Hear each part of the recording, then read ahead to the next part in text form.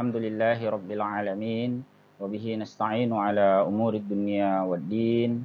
Wassalatu wassalamu ala ashrafil anbiya'i wal mursalin.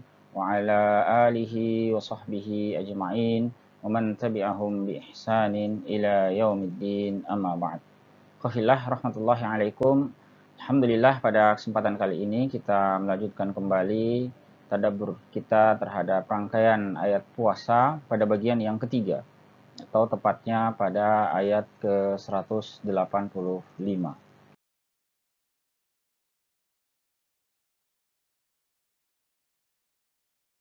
Billahi minasyaitonir rajim. Syahrul Ramadan alladzi unzila fihi al-Qur'an hudan lin-nasi wa bayyinatin minal huda wal furqan. Faman syahida minkumus syahra falyasum. وَمَنْ كَانَ مَرِيضًا أَوْ عَلَى سَفَرٍ فَعِدَّةٌ مِّنْ أَيَّامٍ أُخَرَ يُرِيدُ اللَّهُ بِكُمُ الْيُسْرَ وَلَا يُرِيدُ بِكُمُ الْعُسْرَ وَلِتُكْمِلُوا الْعِدَّةَ وَلِتُكَبِّرُوا اللَّهَ عَلَى مَا هَدَاكُمْ وَلَعَلَّكُمْ تَشْكُرُونَ.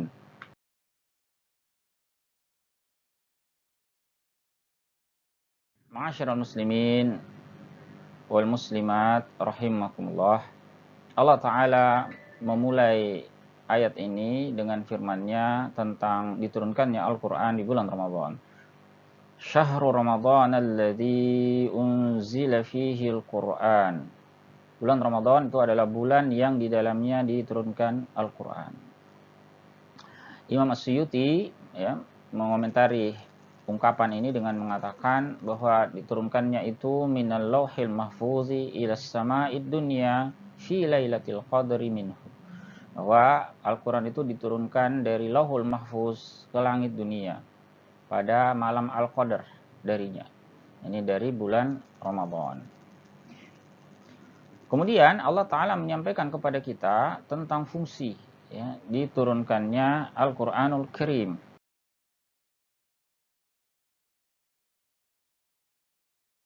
Bahwa Al-Quran itu diturunkan hudal linnas, sebagai huda bagi manusia. Hudan itu maknanya rasyadan.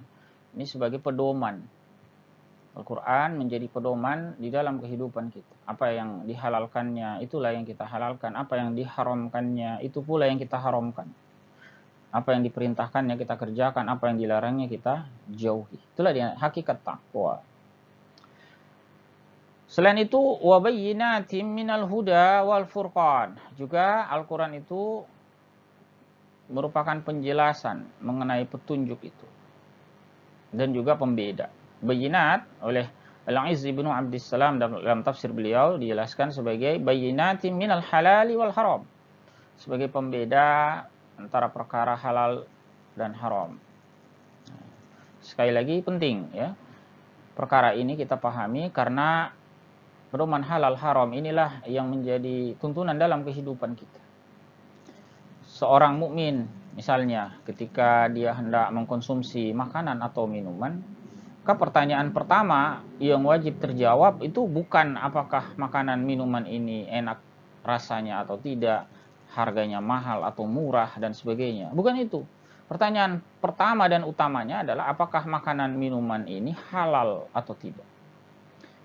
Jika pertanyaan pertama ini saja tidak lulus, maka seorang mukmin tidak akan peduli lagi selezat apapun makanan minuman itu. Mau harganya murah, gratis, bahkan dibayar untuk mengkonsumsinya sekalipun, dia akan tegas menolaknya. Sebab baginya pedoman halal haram ini yang menjadi patokan. Demikian pula misalnya ketika dia mencari nafkah, menghidupi diri dan keluarganya, bekerja, itu pertanyaan pertama dan utamanya sekali lagi berkaitan dengan hal haram. Bukan berapa penghasilan dari pekerjaan itu, apakah pekerjaannya berat atau ringan, modalnya besar atau kecil, dan sebagainya.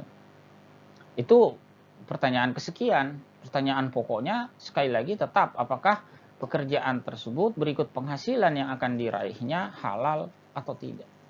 Kalau dari pertanyaan utama ini saja tidak lulus, seorang mukmin tidak akan peduli lagi pekerjaan tersebut mau pekerjaan itu bahkan tidak punya modal, ya, pekerjaannya sangat ringan dengan penghasilan yang sangat banyak, kalau itu haram maka dia akan tegas menolaknya. Ya, demikian ya. Nah, penjelasan tentang halal haram itu Allah sampaikan kepada kita di dalam Al-Qur'anul Karim dan juga hadis-hadis Nabi Shallallahu alaihi wasallam. Kemudian fungsi berikutnya adalah juga wa furqanim bainal haqqi wal batil. Nah, makna al-furqan di sini adalah sebagai furqan, pembeda antara perkara yang hak dengan perkara yang batil.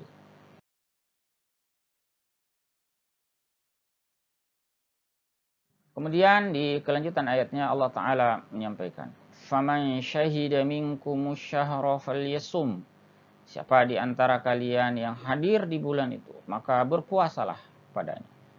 Sebagaimana kita sampaikan pada pertemuan lalu bahwa firman Allah Ta'ala ini menjadi ayat yang menandai dihapuskannya opsi yang Allah berikan untuk berpuasa atau tidak berpuasa, namun membayar fidyah pada awal-awal disyariatkannya puasa Ramadan.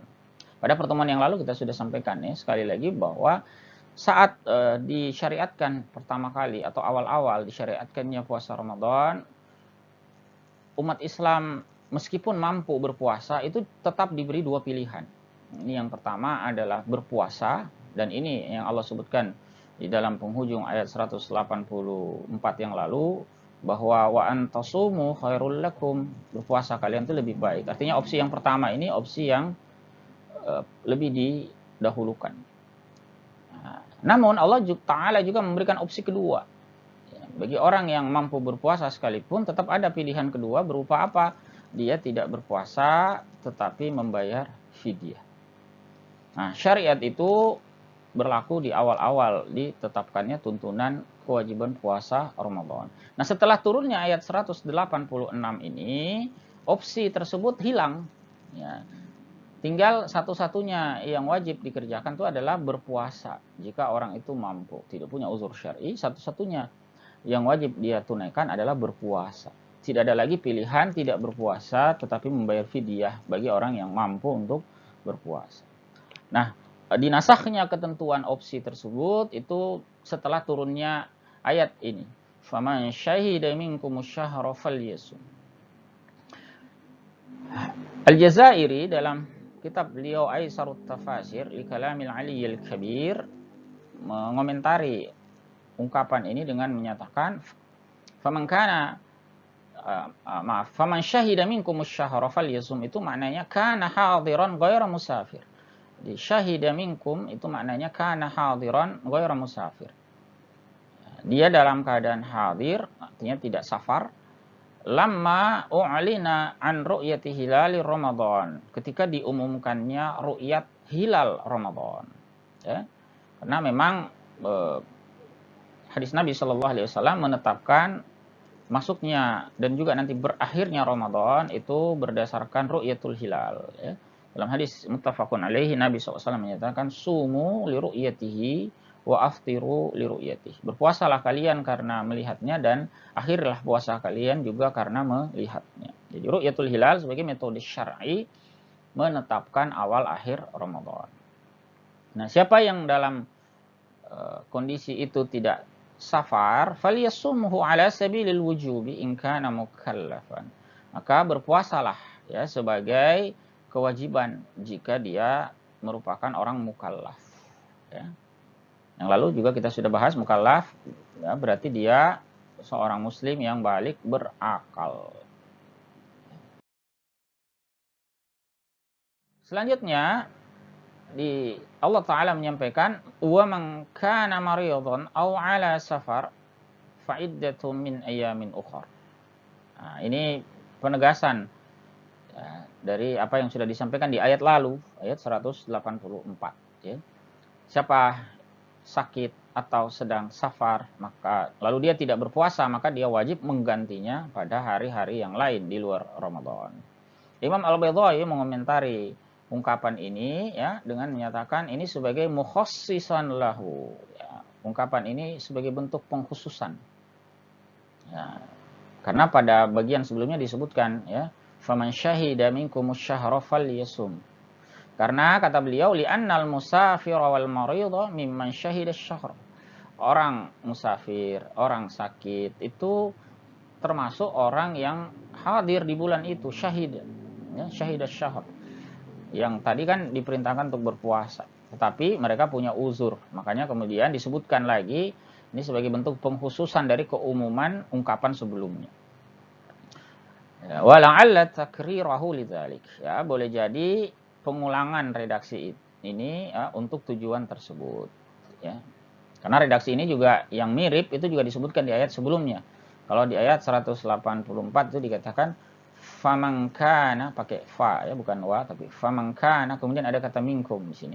Faman kana minkum maridhan aw ala safarin fa'iddatun min ayyamin ukhra. Ya. Nah, jadi boleh jadi diulang kata beliau untuk tujuan tersebut. Ya. Atau li'alla yatawahhama naskhuhu kama nusiha qarinu. Atau bisa juga fungsinya agar tidak keliru. Agar kita itu tidak keliru mengira bahwa ketentuan ini juga dinasah sebagaimana dinasahnya ketentuan sebelumnya. Kan ungkapan faman kana minkum maridun aw ala safarin fa'iddatun min ayyamin ukhra itu ada di ayat 184 yang lalu, yang tadi kita sudah sebutkan bahwa ketentuan awal Ramadan itu ada opsi. Siapa yang bisa berpuasa, pilihannya adalah berpuasa atau tidak berpuasa tetapi membayar fidyah. Ketentuan itu dinasakh dan itu ada di ayat 184. Nah, kata beliau fungsi disebutkannya lagi hukum ini agar kita tidak keliru memahami, jangan sampai kita memahami bahwa ketentuan ini juga dinasakh sebagaimana ketentuan yang juga ada di dalam ayat 184 itu dinasakh. Jadi yang dinasakh itu hanya opsi berpuasa bagi yang mampu atau dia tidak puasa tetapi membayar fidyah. Opsi itu saja yang dihapus, menjadi hanya pilihan satu-satunya adalah kewajiban berpuasa. Sementara ketentuan rukhsah yang Allah sebutkan ya, bagi orang yang sedang sakit atau sedang safar itu tetap berlaku. Dan itu ditegaskan di dalam ayat ini.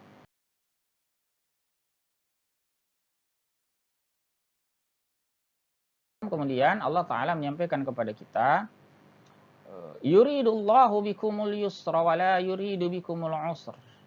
Allah menghendaki kemudahan bagi kalian dan tidak menghendaki kesukaran bagi kalian. Maksudnya ini penjelasan Imam Al-Baydhawi lebih lanjut, yuridu ayyuyassira 'alaikum, dia ingin memberikan kemudahan kepada kalian, wala yu'assira 'alaikum, dan tidak menimpakan kesulitan atas kalian. Falidzalika abahal fitra fis safari wal marad. Oleh karena itulah dia membolehkan berbuka dalam kondisi safar dan kondisi sakit. Ya. Nah, kita detailkan lebih lanjut tentang rukhsah ini, tentang rukhsah boleh tidak berpuasa.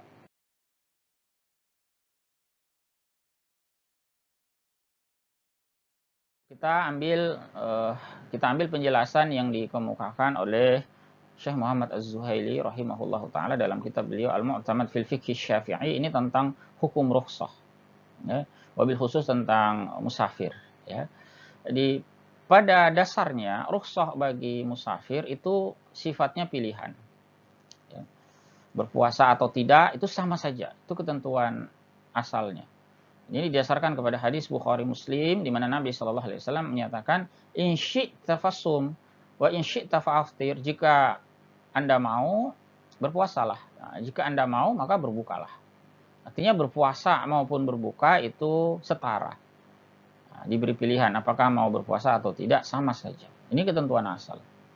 Hanya saja terdapat riwayat yang lain yang menunjukkan bahwa ada kondisi di mana berpuasa itu lebih utama. Namun ada juga riwayat yang menyatakan justru safar, dalam kondisi safar itu malah tidak berpuasa yang diperintahkan. Nah, para ulama kemudian menjelaskan ya hadis-hadis tersebut dengan membagi kondisinya. Yang pertama, jika tidak berat, safarnya itu tidak berat, ya, misalnya ya seperti kita di zaman sekarang safar dengan pesawat terbang, itu sebenarnya relatif nyaman, ya. Kita berada di ruangan ber-AC misalnya, ya, tidak kepanasan, ya, tidak lelah. perjalanannya pun juga relatif nyaman ya, terlebih kalau cuacanya cerah ya, tidak mendung ya, tidak banyak awan, itu nyaman sekali ya. Kemudian dibandingkan kalau kita tidak berpuasa lalu wajib mengganti di hari yang lain, di mana pada saat kita mengganti itu misalnya banyak orang yang tidak puasa, orang-orang pada tidak berpuasa, itu relatif lebih berat daripada jika kita meneruskan puasa. Nah, dalam kondisi semacam inilah berlaku hadis yang diriwayatkan oleh Imam Al-Baihaqi, in aftar tafarukhsah. Jika Anda berbuka, maka itu keringanan, boleh. Ya, kalau Anda berbuka dalam situasi safarnya itu ringan, boleh saja berbuka. Tetapi wa in sumta fahuwa afdol. Jika Anda tetap berpuasa, maka itu afdol. Ya, itu lebih utama. Nah, ada kondisi lain yang sebaliknya, safarnya berat, ya, justru lebih mudah bagi yang bersangkutan jika dia tidak berpuasa dan menggantinya di hari lain. Maka dalam hal ini Rasulullah Shallallahu Alaihi Wasallam sebagaimana hadis riwayat Al Bukhari Muslim mengatakan, laisa minal birri siyamu fis safar. Ya, bukanlah termasuk kebaikan siam dalam keadaan safar. Ya, ini safar yang berat. Ya, dalam riwayat itu diceritakan nih tentang peristiwa safarnya sahabat dalam perang Badar. Ya, menempuh perjalanan yang sangat berat dan ada orang yang kepayahan berpuasa tapi dia tetap ngotot mau berpuasa. Lalu Nabi SAW menyatakan ini, laisa minal birri siyamu fis safar. Artinya dalam keadaan seperti itu lebih baik dia tidak berpuasa ya, dan menggantinya di hari yang lainnya.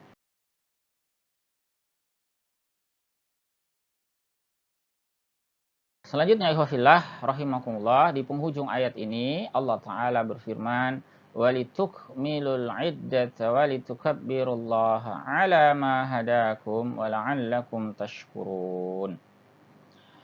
Walitukmilu, ungkapan ini ya, oleh Imam As-Suyuti dijelaskan ada variasi bacaan bitakhfifi wat tasydid ya, bisa dibaca takhfif, bisa juga dibaca tasydid. Takhfif itu apa? Takhfif itu tanpa tasydid. Nah, seperti bacaan ini, namanya bacaan takhfif. Tukmilu. Tapi ada juga bacaan tasydid. Nah, berarti tukammilu. Jadi kalau kita baca tukmilu, ini mengikuti pola af'ala yuf'ilu ya, dalam ilmu sharaf. Kemudian kalau tasydid berarti kammala yukammil. Ya, maknanya senada ya. Jadi apa? Litta'diyah ya, kalau dalam fungsi bahasa Arab maknanya litta'diyah. Artinya walitukmilu, sempurnakanlah. Ya, jadi boleh dibaca tukmilu atau tukammilu. Apa yang disempurnakan? Al-iddah. Ya, bilangan. Bilangan apa? Ai iddata shaumi Ramadan. Bilangan puasa Ramadan. Ya, ini lakukanlah puasa itu secara penuh, tidak bolong-bolong. Ya, kadang ya 29, kadang 30. Walitukabbirullaha 'inda ikmaliha, dan kalian mengagungkan Allah ketika menyempurnakannya. Nah, ini juga menjadi tuntunan kita saat Ramadan sempurna nanti di malam Syawal ya, di malam 1 Syawal kita disunnahkan untuk banyak bertakbir ya. Atau dalam kultur masyarakat kita biasa disebut sebagai malam takbiran. Ya. Sebetulnya bukan hanya malamnya ya, tetapi juga sampai Idul Fitri juga kita dianjurkan banyak bertakbir. Nah, kita bertakbir kepada Allah Ta'ala kala menyempurnakannya, ala ma hadakum, atas petunjuknya kepada kalian, arsyadakum lima'alimi dini. Ini dia menunjuki kalian pada tuntunan-tuntunan dinnya. Wa la'allakum tashkurun, supaya kalian mensyukuri. Ya, mensyukuri ya, tashkurun Allah ala dzalik. Ya, kalian mensyukuri Allah atas nikmat tersebut.